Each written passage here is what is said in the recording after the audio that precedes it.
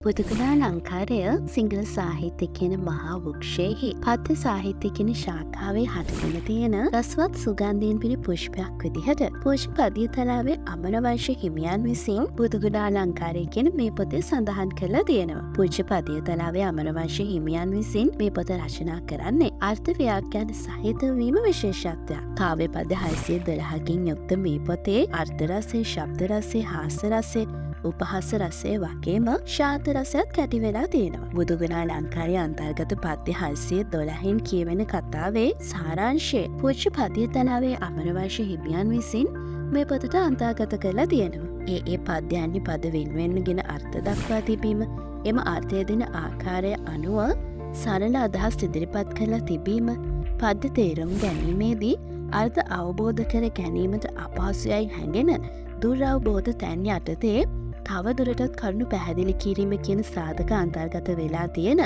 පිටු 415කින් යුක්ත මේ පොත ඉහළ ගුණාත්මක භාවයකින් යුක්තයි.